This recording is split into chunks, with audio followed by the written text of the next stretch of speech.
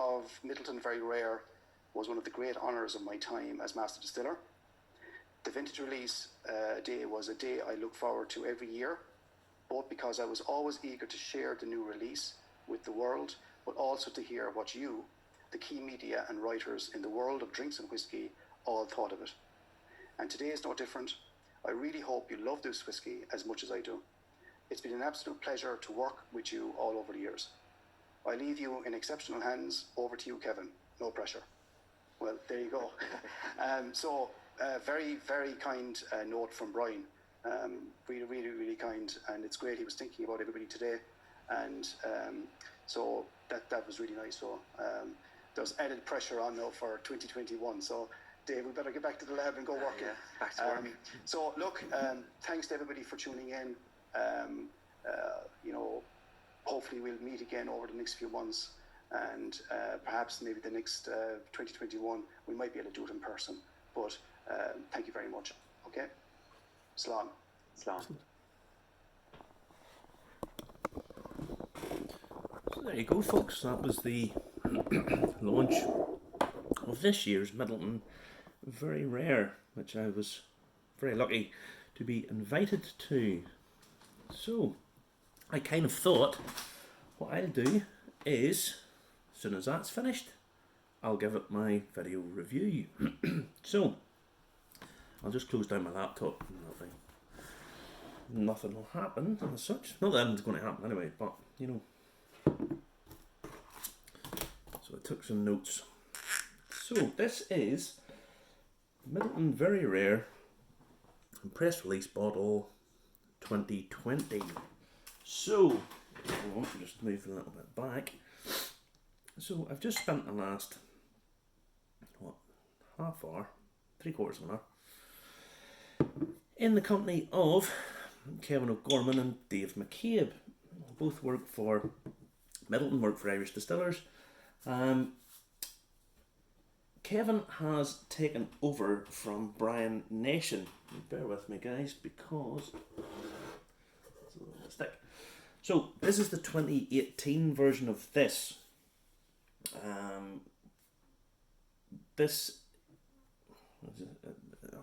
I'll move that out of the way for a start. Down here is signed by Brian Nation, who was the head distiller down in Midleton, down in Cork. He has now left. He has left on a jet plane, headed away to the US of A. So Kevin has now stepped up, and he will have his name down here, 2021. So he did the launch today, but as you saw, Brian very much wanted to say bye-bye and leave with this. This was his his parting project, if you like. Excuse me, a take we drink more. Yeah. So this was his parting project. A huge honour for Kevin. He says that he's already working on 2021.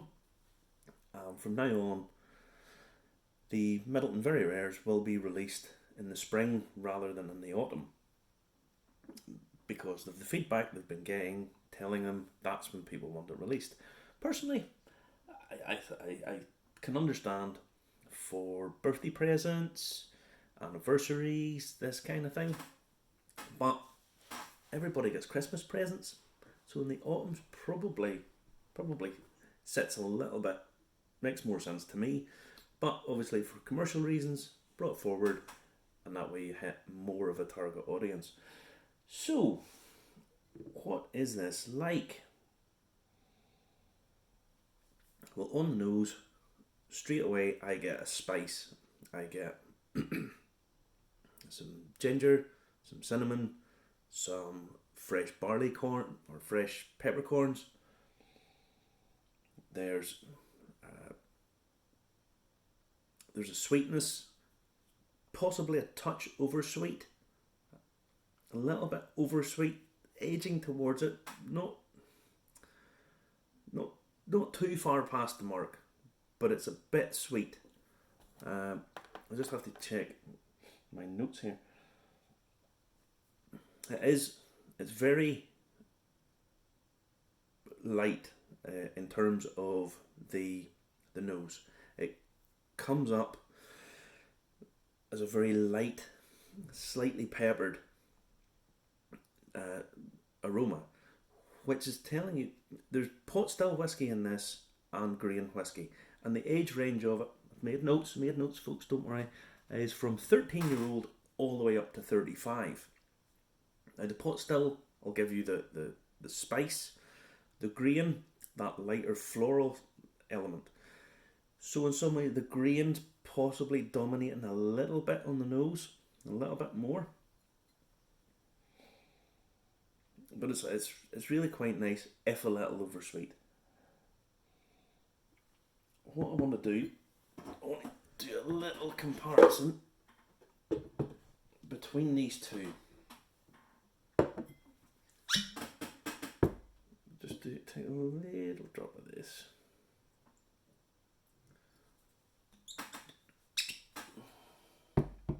Because this changes every year.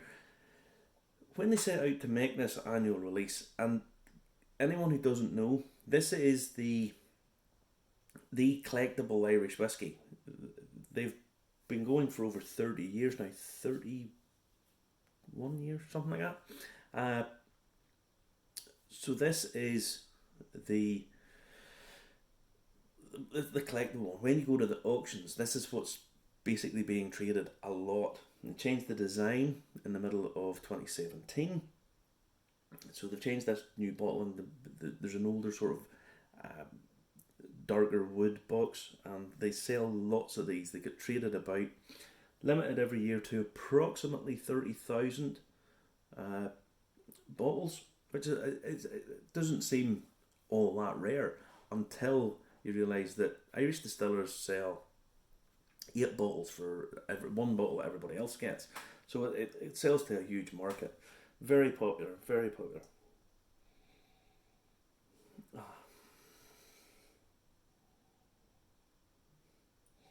Now this is a little sharper. This is get a little, it's slightly sweeter. Yeah. This is slightly sharper against this being slightly sweet. Now, you can tell that they're brothers and they're siblings. They're not copies of each other, and that's kind of what happens. That these are set out in certain parameters. That this is really where we want this to be, but there's lots of differences in these, and because the head distiller, he'll work with it and say that I want to bring out more of this or less of that and move it across, and so it changes from year to year. Now again, it's mellowed a little bit. The longer it's sat, it's coming out. Again, a little bit sweeter now than it was, but it's not as saccharine. When it was being described there, Dave McCabe described it as sugar cane. Yeah, initially it's sugar cane. Now it's become a bit more light fruit. Apples, pears, that's come on more as it sat a little bit. It's taken that saccharine sweet off the nose. Now,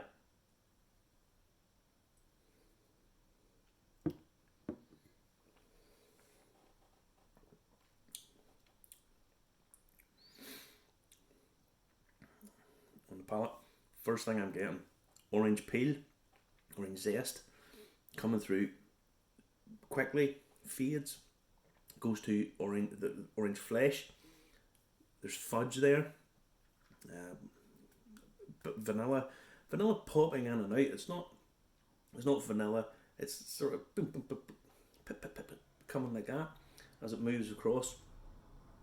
Toasted oak, creamy finish, as you would expect. This is a quality product, folks. So you're getting that nice long. Still getting it. It's come through now to that sort of clean wood finish. Cream coming through. Toffee. Little bit of the fruit. Not so much of the spice. With the pot still, you would really be expecting a little bit more spice coming through towards the end.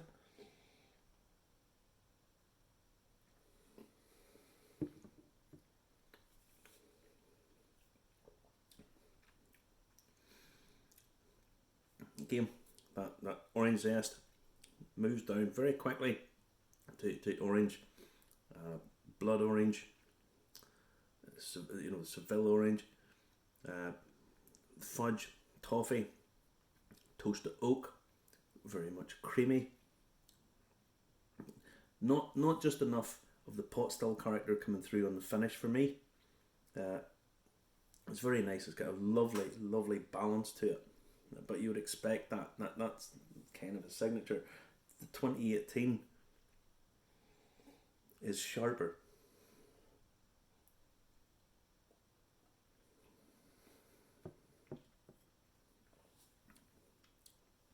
Very much so.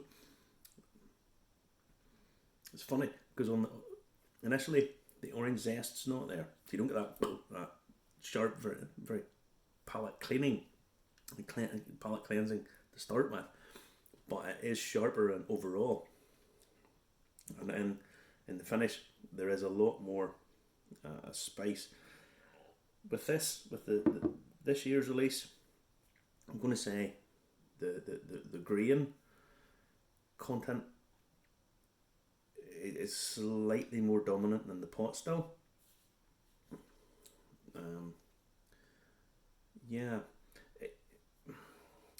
It's hard to judge these two because they are different. This one probably has the better finish, even though it doesn't have the pot still spice coming through on it, but it does have a nice richness that carries it on through. It was mentioned in the press release that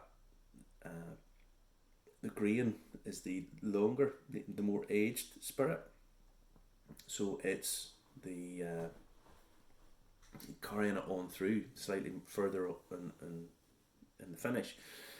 As always, these bottlings are really, they're not everyday whiskies. There's just no one would drink these every day because just the price of them. When this is the new one's €180 a bottle. It's a special one-off treat, really. Maybe not a one-off treat, an annual treat. It's, you buy it one a year. Plenty of people buy multiples for collections and get them and sell them on and all that kind of jazz. But if you're just wanting to buy it to drink it, I would recommend this. I think it's very good. It probably misses a little bit of a point because the pot still is not just there as much as I would possibly like. But it's carried on by the fact that the grain element of it is carrying it through. So you've got that nice, lovely light fruit being carried by the body of the nice oily mouthfeel is carrying it on through. So it's really good, really good. But you expect it to be really good.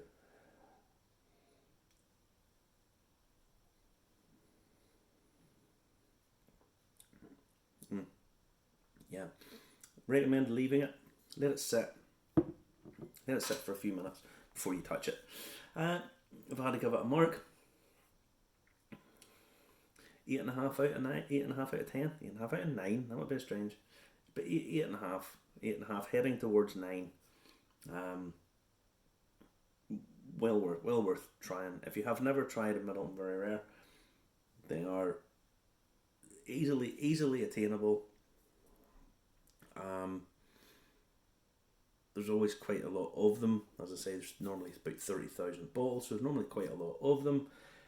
So you shouldn't have any trouble. And if you want to try a real classy whiskey to get in on to experiment with and to look at and work with and get a real good feel.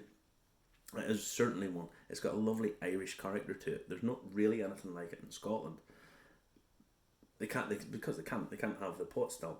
Pot still in this doesn't last enough. It doesn't last long enough in the finish for me. But as I say, 8.5 out of 10. So that's Midleton Very Rare, folks, 2020. I expect to see it on the auction sites very soon. Okay, now a question I asked Kevin when I got a chance. I asked him, has he been practicing his signature? And he said yes, he's bought a special pen just for the job. And I would be very disappointed if he hadn't. So, without further ado, thanks very much for watching tonight again. This is Marty Macaulay at the Irish Whiskey Review.